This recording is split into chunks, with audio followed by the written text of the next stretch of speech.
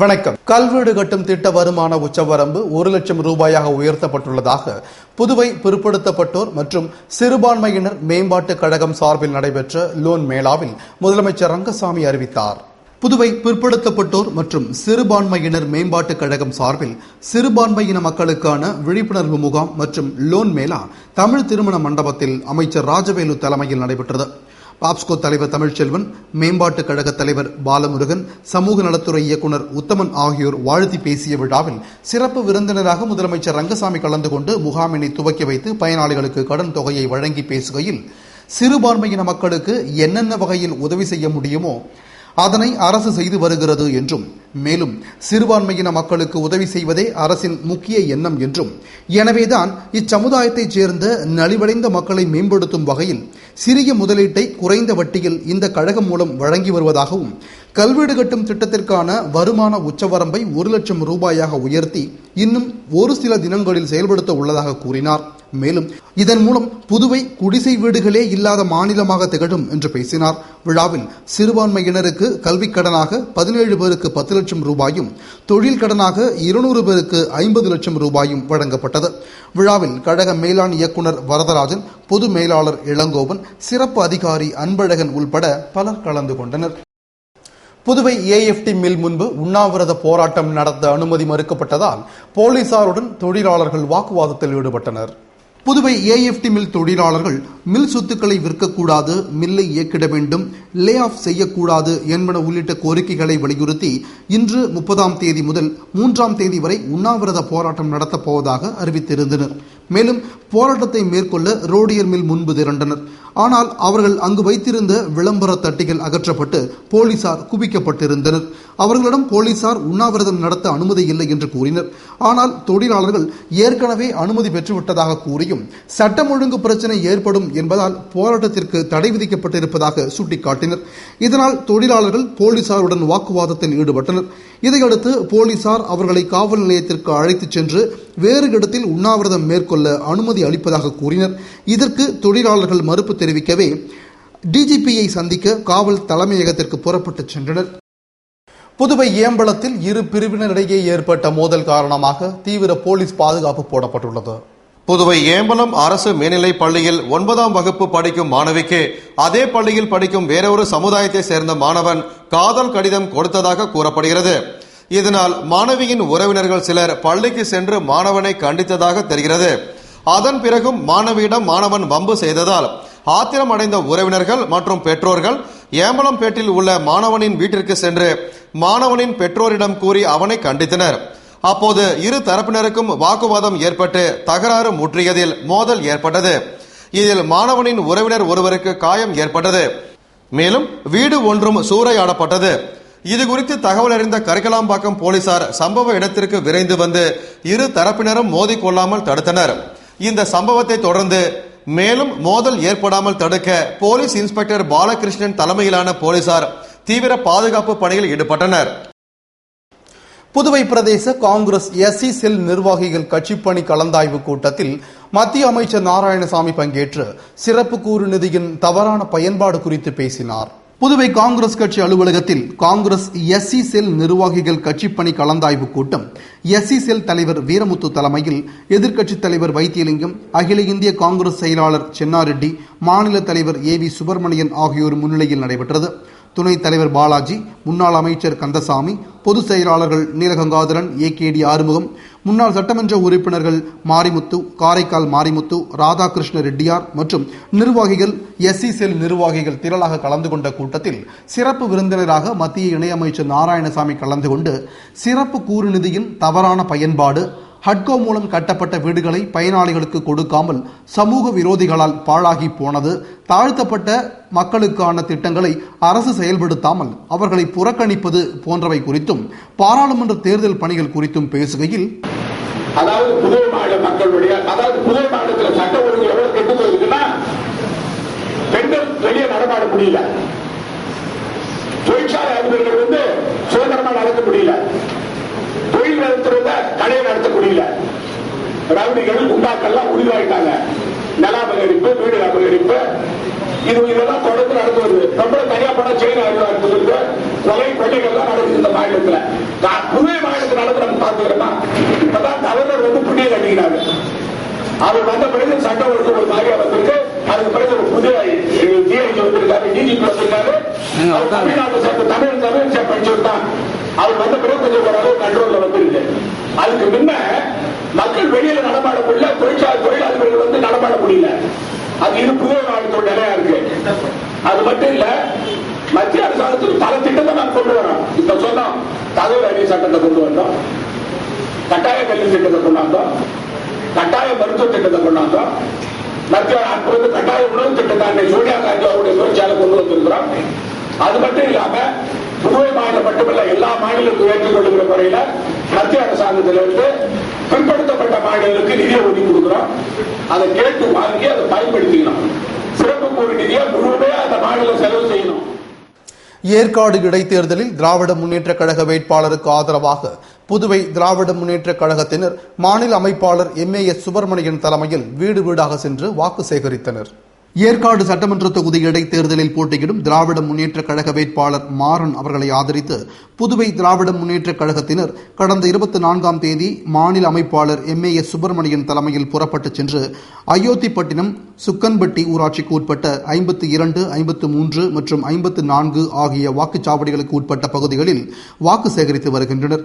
அதன்படி இன்று 30ஆம் தேதி சுக்கம்பட்டி ஊராட்சியில் உள்ள உடையாரப்பன் கரடு, கோமானி வட்டம், கரடிக்கரடு, எலிசபெத் பேட் ஆகிய இடங்களில் மாநில அமைப்பாளர் MAS சுப்பிரமணியன் தலைமையில் முன்னாள் அமைச்சர் முல்லைவேந்தன் முன்னிலையில் வீடு வீடாக சென்று கடந்த திராவிட முன்னேற்ற கழக ஆட்சியில் தலைவர், பொருளாளர் ஆகியோர் செய்த சாதனைகளை சொல்லியும் தற்போதைய அண்ணா திராவிட முன்னேற்ற கழக ஆட்சியின் அவலங்களை விளக்கியும் வாக்கு சேகரித்தனர்.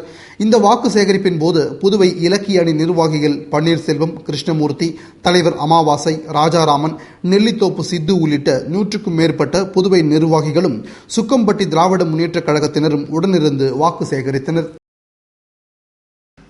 ஏற்காடு இடைத்தேர்தலில் திராவிட முன்னேற்ற கழக வேட்பாளரை ஆதரித்து இறுதிக்கட்ட பிரச்சாரம் செய்ய முன்னாள் முதலமைச்சர் ஜானகிராமன் தலைமையில் புதுவை திராவிட முன்னேற்ற கழகத்தினர் ஏற்காடு புறப்பட்டுச் சென்றனர்.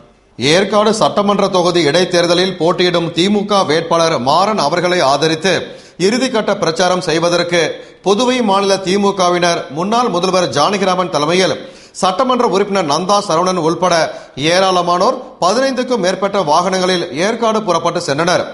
இந்த பிரச்சார பயணத்தில் முன்னாள் தலைமை செயற்குழு உறுப்பினர் இளங்கோவன், விவசாய அணி அமைப்பாளர் சோமசுந்தரம், தொகுதி கழக செயலாளர்கள் ஏம்பலம் செல்வம், வழக்கறிஞர் செந்தில்குமார், தட்டாஞ்சாவடி இளங்கோவன், சுபகுரல், வேலன், வழக்கறிஞர் லோக கணேசன், இளைஞரணி துணை அமைப்பாளர் சந்தோஷ்குமார், தொழிலாளர் முன்னேற்ற சங்க செயலாளர் பிரான்க்லின் பிரான்சுவா, தலைவர் அண்ணா அடைக்கலம் உள்ளிட்ட நிர்வாகிகள் கலந்து கொண்டனர்.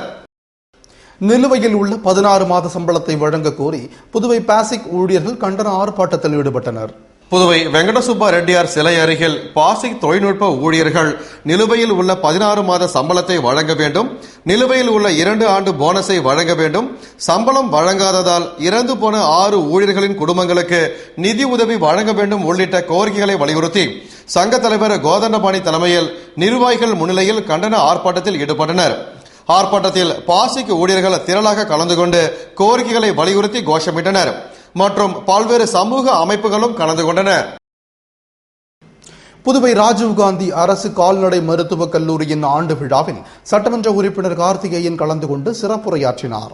புதுவை குறும்பாப்பட்டு ராஜீவ்காந்தி கால்நடை மருத்துவக் கல்லூரி மற்றும் ஆராய்ச்சி நிறுவனத்தின் ஆண்டு விழா கல்லூரி வளாகத்தில் நடந்தது. மாணவர் கவுன்சில் பாதுகாவலர் முகமது அசீம் வரவேற்று பேசிய விழாவில் டீன் திலகர் ஆண்டறிக்கை வாசித்திட கல்லூரி தலைவர் வேல்முருகன் தலைமை தாங்கி பேசும்போது தடுப்பூசி போடுதல், நோய் கண்டறிதல் உள்ளிட்ட பல்வேறு திட்டங்களை கால்நடைகளுக்காக செய்து வரும் இந்நிறுவனத்தின் மேம்பாட்டுக்காக அரசு 16,26,00,000 ஒதுக்கியுள்ளது என்று தெரிவித்தார். விழாவில் சிறப்பு விருந்தினராக தொகுதியின் சட்டமன்ற உறுப்பினரும் குடிசை மாற்று வாரிய தலைவருமான கார்த்திகேயன் கலந்து கொண்டு பேசுகையில் மாணவர்கள் கல்வியின் மேல் அதிக அக்கறை கொண்ட முதல்வர் ரங்கசாமி புதிய மாணவர் விடுதி கட்டித்தர நடவடிக்கை எடுப்பார் என்று கூறினார்.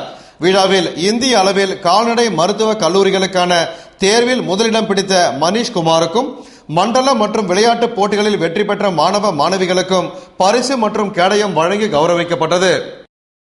புதுவை வில்லியனூரில் அனுமதியின்றி மணல் ஏற்றி வந்த டிப்பர் லாரியை தாசில்தார் யஷ்வந்தையா பறிமுதல் செய்து காவல் நிலையத்தில் ஒப்படைத்தார். புதுவை வில்லியனூர் புறவழி சாலையில் தாசில்தார் யஷ்வந்தையா மற்றும் அதிகாரிகள் ரோந்து பணியில் ஈடுபட்டிருந்த போது சங்கராபரணி ஆற்றில் மணல் திருடிக்கொண்டு அதிவேகமாக வந்த டிப்பர் லாரியை நிறுத்தி சோதனை செய்தனர். அப்போது அந்த லாரி விநாயகம்பட்டை சேர்ந்த முனுசாமிக்கு சொந்தமானது என்றும் செல்லிப்பட்டு சங்கராபரணி ஆற்றில் திருட்டுத்தனமாக மணல் ஏற்றிக்கொண்டு சென்றதும் தெரிய வந்தது. உடனே லாரியை பறிமுதல் செய்து காவல் நிலையத்தில் ஒப்படைத்த தாசில்தார் கூறுகையில், புதுவை அரசு உதவி பெறும் தனியார் பள்ளி ஆசிரியர்கள் சட்டமன்றம் முன்பு வரும் 5ஆம் தேதி போராட்டம் நடத்த முடிவு செய்துள்ளனர். புதுவை அரசு உதவி பெறும் தனியார் பள்ளி ஆசிரியர்கள் சங்க கௌரவ தலைவர் பாலமோகனன், தலைவர் வின்சென்ட் ராஜ் ஆகியோர் கூட்டாக சேர்ந்து செய்தியாளர்களுக்கு அளித்த பேட்டியில், காலி பணியிடங்களை நிரப்ப கோரி கடந்த 18ஆம் தேதி முதல் தொடர்ந்து 13 நாளாக போராட்டம் நடத்தி வரும் நிலையில் இது தொடர்பாக கல்வி அமைச்சர் தியாகராஜனை சந்தித்து பேசிய போது தனியார் பள்ளிகளில் உள்ள காலி பணியிடங்களை நிரப்புவதில் சட்ட சிக்கல் உள்ளதாக கூறியதால் இது தொடர்பான விதிமுறைகளை விளக்கியும் அரசு ஏற்க மறுக்கிறது.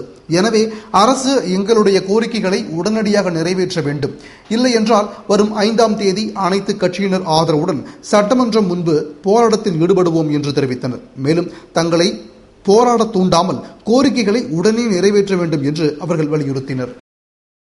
புதுவை அரசு ஊழியர் மத்திய கூட்டமைப்பினர் அரசு ஆணைகளுக்கு புறம்பாக கூட்டமைப்பின் பொதுச் செயலாளரின் ஓய்வூதியத்தை நிறுத்த நினைக்கும் அதிகாரிகள் மீது நடவடிக்கை எடுக்க கோரி தர்ணா போராட்டத்தில் ஈடுபட்டனர்.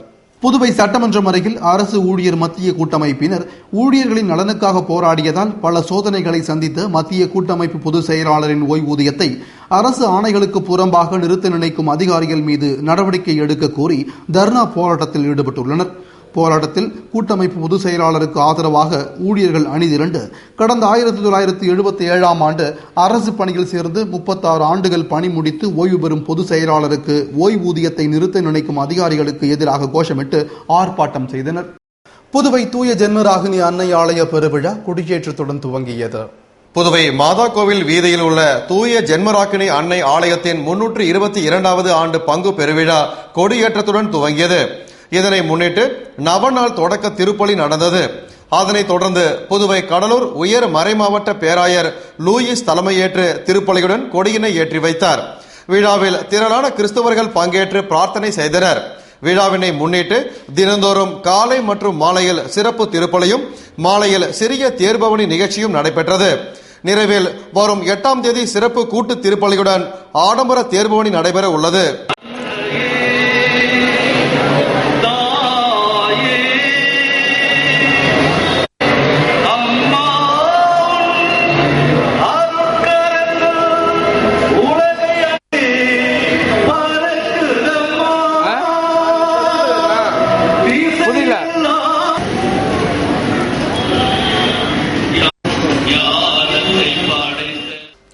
இத்துடன் செய்திகள் நிறைவடைந்தன.